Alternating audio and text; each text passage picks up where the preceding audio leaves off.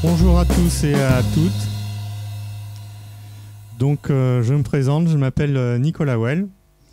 Je suis membre de la direction des sports, mais mis à disposition de l'INSEP dans le cadre de la gestion des appels à projets, recherche et développement en matière de sport de haut niveau, donc de performance et de médecine. Et je tiens à remercier tout particulièrement le directeur général et l'ensemble des membres de l'ENVSN de m'avoir accueilli à cette journée afin de faire le discours inaugural de ces entretiens, de cet événement. Donc, je commence tout de suite mon discours. Bien évidemment, à la fin, toutes les questions sont ouvertes au débat, puisque avant d'être à la direction des sports, j'ai été moi-même chercheur à la Fédération française de natation pendant 4 ans. Et avant cette date-là, j'ai aussi été chercheur à la Fédération française de ski pendant 5 ans. Donc, vous m'avez sollicité en vue d'un discours introductif sur le thème de la collaboration sportif-entraîneur-ingénieur, une délicate interface.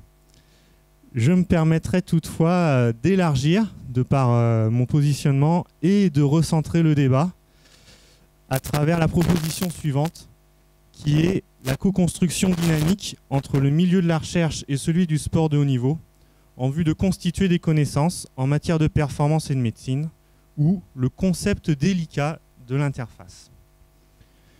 Depuis plusieurs années, les gouvernances du milieu sportif et du ministère chargé des sports ont voulu créer une dynamique de recherche dédiée au sport de haut niveau. Cette dynamique, résultat d'une analyse des échanges d'une analyse des échéances compétitives internationales et de veille vis-à-vis des nations concurrentes, ont dernièrement abouti à la mise en œuvre de différentes stratégies et objectifs. Je vais vous en citer quelques-unes de manière non exhaustive. La transformation de l'INSEP en grand établissement, avec une mission de participer à la politique nationale en matière de sport de haut niveau, de favoriser et de concourir à la diffusion des bonnes pratiques. Sans citer tous les décrets et instructions, l'INSEP est chargé d'organiser l'appel à projets en matière de performance et de médecine et de proposer, via son conseil scientifique, médical et de formation, des orientations en matière de recherche et développement pour l'ensemble du réseau national du sport de haut niveau, dans lesquels s'inscrivent les établissements sous tutelle du ministère, donc les CREPS, les écoles nationales et l'Institut, l'IFCE, les fédérations et les pôles labellisés. Sans oublier bien sûr le campus d'excellence sportive de Bretagne. Les objectifs de cette structuration sont entre autres l'acculturation des fédérations à la recherche, de positionner les CREPS et les écoles nationales comme centre de ressources pouvant répondre localement et ou au niveau national à une question ou une problématique issue de l'entraînement, d'utiliser ses propres collaborations afin d'associer à cette démarche les différentes entités de la recherche, comme les universités, le CNRS, l'INSERM.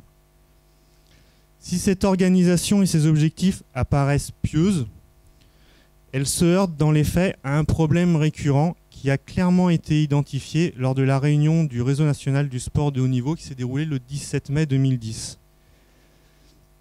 Ce problème, c'est la délicate interface entre le milieu de la recherche et celui du sport de haut niveau. En d'autres termes, comme c'est précisé dans les critères de l'appel à projet de recherche, comment une question d'entraîneur est transformée en problématique de recherche co-construite avec l'entraîneur, puis comment les résultats issus de cette problématique sont retransmis par la recherche afin d'être directement utilisables par l'entraîneur et l'athlète.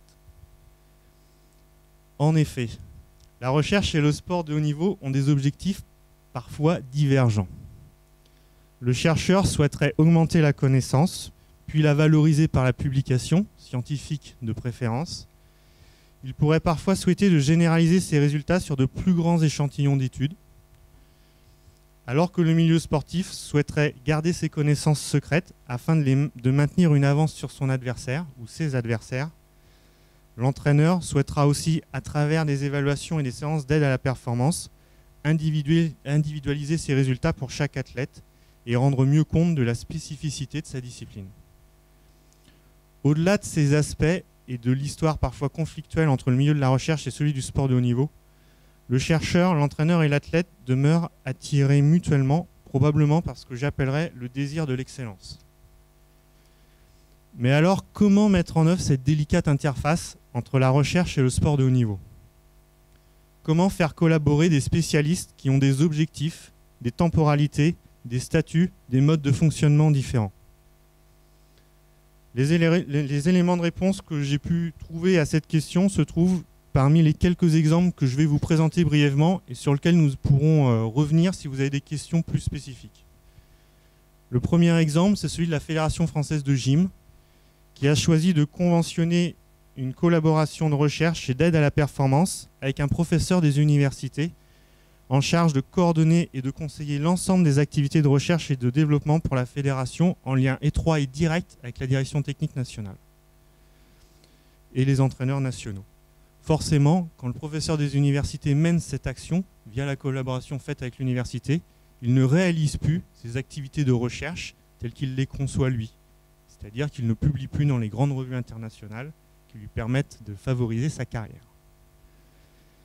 La Fédération française de canoë-kayak, la Fédération française de triathlon, la Fédération française d'athlétisme, toutes les trois ont choisi de missionner un conseiller technique national adjoint à la DTN, visant à coordonner les demandes des entraîneurs et à conventionner avec les universités et les écoles d'ingénieurs l'ensemble des activités de recherche de la fédération en fonction des priorités de la DTN. Mais ces trois coordinations se réalisent en partenariat avec un chercheur.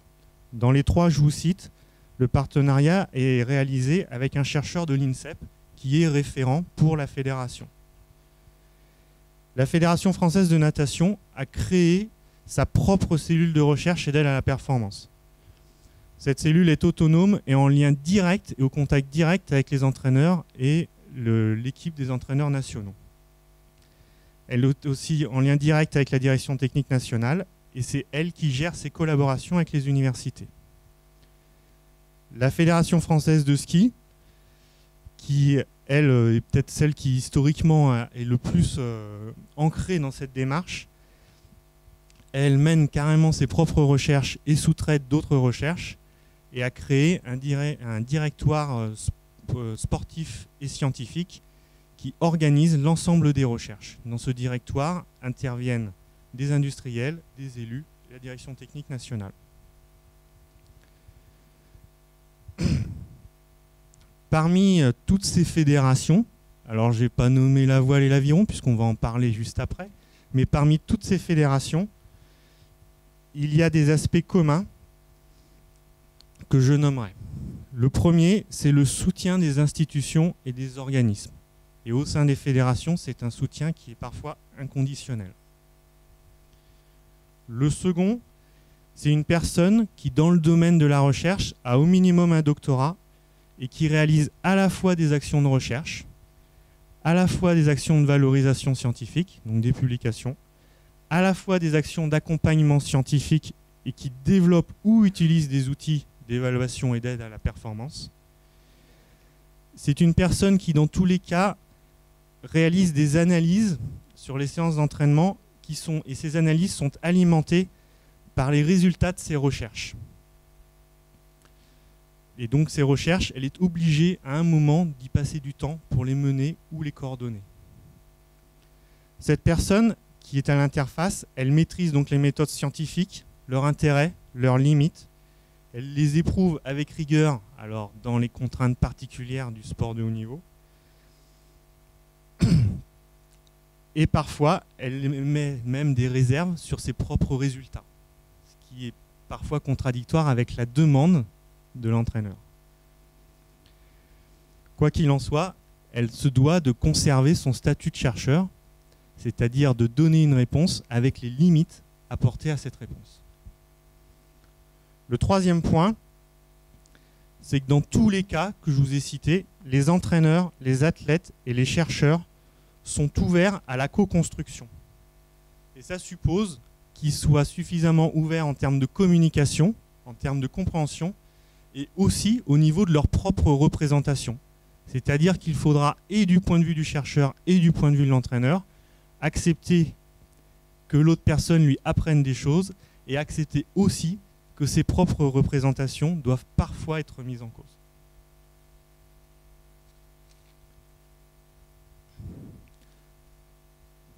En bref, la notion d'interface, elle est clairement identifiée comme centrale par l'ensemble des représentants du réseau national du sport de haut niveau.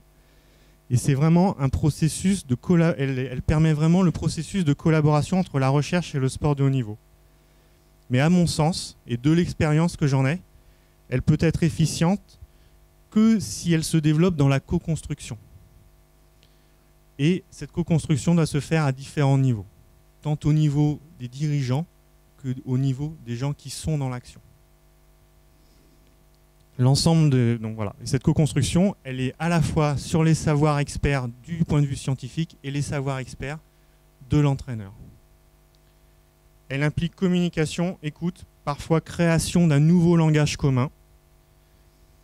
Et cette interface, elle est une solution permettant le rapprochement du scientifique et de l'entraîneur. N'oubliez jamais que ce n'est pas une recette. N'attendez pas d'une séance d'interface ou d'un accompagnement scientifique la recette à la médaille. Ce n'est pas ça. Dans tous les cas, elle est uniquement ce que vous en faites. Sur la base de cette introduction, je suis bien évidemment ouvert à toutes vos questions et débats. Et s'il n'y a pas d'autres questions, on passera direct aux différentes présentations.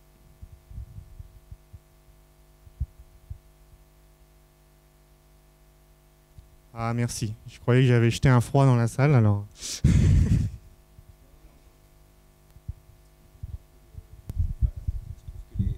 Les termes, les mots-clés qui reviennent, les mots-clés de co-construction, de construction sur la base d'intérêts partagés ou d'intérêts en tout cas sur lesquels à partir desquels on arrive à construire un terrain commun, je trouve ça, j'applaudis des deux mains, je trouve ça très intéressant. Et justement, j'avais une question sur le...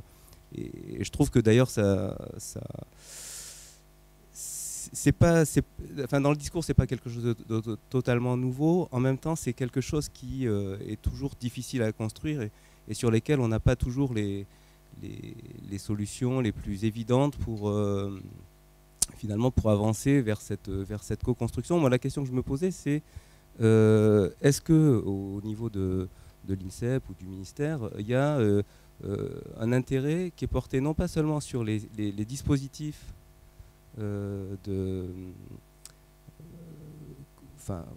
les dispositifs qui ont été présentés d'associations entre des structures universitaires ou de recherche universitaire, des professeurs d'université, etc., et des groupements sportifs, mais pas seulement sur la structuration, mais sur les pratiques réelles qu'est-ce qui se passe quand ça fonctionne bien. Quelles sont les pratiques qui fonctionnent bien au sens vraiment d'essayer de capitaliser les bonnes pratiques, mais pas seulement les bons montages. Parce que, en fait, je crois que ce qui se joue d'essentiel, c'est dans les collaborations et dans les co-constructions sur le terrain au quotidien, et notamment quand ça s'inscrit dans un temps suffisamment long pour que les gens se connaissent, entretiennent des relations de confiance, etc. Et donc, est-ce qu'il y a un intérêt pour cerner les bonnes pratiques dans ce cadre ? Il y a de fait, depuis 2010, une volonté tant de l'INSEP que la direction des sports d'aller identifier les bonnes pratiques. Pour autant, entre 2010 et 2012, déjà, il a fallu afficher clairement une structuration pour les mettre en place. Et je crois, moi, de mon expérience, enfin, à la voile, on sait très bien que le cursus de Philippe Gouard fait qu'il avait toutes les mains pour créer les conditions de cette interface. D'ailleurs, ça c'est ce qui se passe, à mon avis. À l'Aviron, quand on voit aujourd'hui comment la cellule d'aide à l'optimisation de la performance est organisée, on voit bien qu'elle s'est structurée aussi. Et je ne pense pas qu'on ait assez de recul. Enfin, on a certainement assez de recul pour identifier les bonnes pratiques parce qu'on connaît les fédérations qui utilisent déjà les bonnes pratiques. Mais on se rend compte que chacune revendique sa spécificité et donc utilise des modes différents. Et le problème auquel, je pense, l'INSEP a été confronté depuis 2010 pour cerner ces bonnes pratiques, c'est que les niveaux de maîtrise de ces bonnes pratiques sont très diverses d'une fédération à une autre. Voilà. Donc il y a effectivement une volonté de les identifier. Et c'est pas moi qui vais vous apprendre que le sport de haut niveau, c'est très particulier, c'est-à-dire qu'une très bonne pratique mise en place pendant une Olympiade peut être totalement bouleversée ou anéantie l'Olympiade suivante. Donc c'est très difficile je pense, à capitaliser, et du coup c'est aussi très difficile à identifier. Mais effectivement, je pense déjà au sein de l'INSEP, où la mission expertise et la mission accompagnement de projet, je pense, avait au moins pour mission d'identifier ces bonnes pratiques. Et je pense qu'un travail a déjà été fait en ce sens. Maintenant, les résultats ne sont pas encore connus, quoi.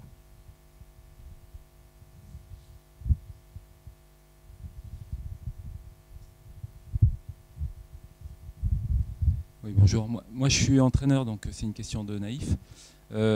Comment s'organise concrètement l'accompagnement des structures du ministère et de l'INSEP sur les projets de recherche? Alors moi, je suis direction des sports, donc je vais avoir la réponse encore plus naïve.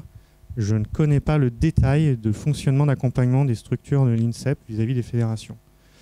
Alors je vais reprendre les exemples que j'ai. Pour la Fédération française d'athlétisme, c'est Christine Anon qui s'en occupe, donc elle travaille avec Géraldine Zimmermann. Géraldine Zimmermann s'occupe vraiment de tout ce qui est recherche et développement au sein de la Fédération française d'athlétisme. Et elle travaille beaucoup avec Christine Anon pour identifier les thématiques qui sont performantes ou pas, en sachant que l'INSEP avec l'athlétisme, c'est vraiment culturellement bien ancré, puisque le pôle athlétisme est là depuis les débuts, et que donc ils ont un accès direct entre Géraldine, Christine et les entraîneurs des pôles, qui sont souvent les entraîneurs nationaux. Ils ont des liens directs et des contacts tous les jours. Voilà, je ne sais pas si ça répond à la question. Donc l'aide ou l'accompagnement porte plus sur le choix des thématiques et sur la manière de mettre en œuvre les thématiques. Est-ce qu'il y a des accompagnements financiers aussi? Comment ça se présente? Alors, ça sera l'INSEP de répondre. J'ai envie de dire que tout pôle qui est inscrit à l'INSEP a dans son contrat des prestations d'accompagnement scientifique qui sont incluses. Voilà. Après, pour ce qui est, donc ça c'est l'accompagnement scientifique et l'aide à la performance. Maintenant, tout ce qui est, comme j'ai dit avant, à l'INSEP et comme dans beaucoup d'endroits, on ne fait pas d'accompagnement scientifique sans alimenter la connaissance en amont par la recherche. Parce que sinon, au bout d'un moment, il n'y a pas d'accompagnement scientifique puisqu'on ne progresse pas. Donc, en amont, forcément, lorsqu'il y a des questions des entraîneurs qui nécessitent une problématique et un axe de recherche pour pouvoir y répondre, avec tout ce que j'ai décrit, hein, les temporalités différentes. Alors ça, je pourrais en parler des heures, puisque moi, quand j'étais à la natation, je le vivais tous les jours. Mais du coup, ça suppose en amont que l'INSEP, même si elle a un pôle pour lequel elle fait un accompagnement scientifique, elle met en place des démarches pour répondre à différents appels à projets ou pour passer des partenariats avec les industriels. Voilà.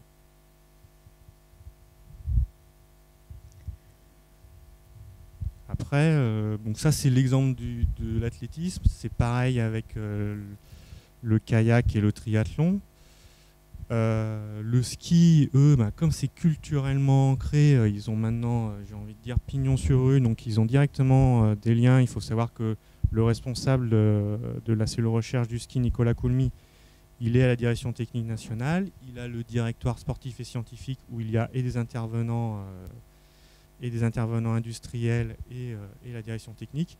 Donc il a déjà, par son organisation, les moyens d'aller cibler en fonction des questions de l'entraîneur, si ça peut être mis directement en accompagnement, en aide à la performance, en accompagnement scientifique, ou si ça doit faire l'objet de recherche. Et là, il a déjà par le directoire des voies où s'orienter.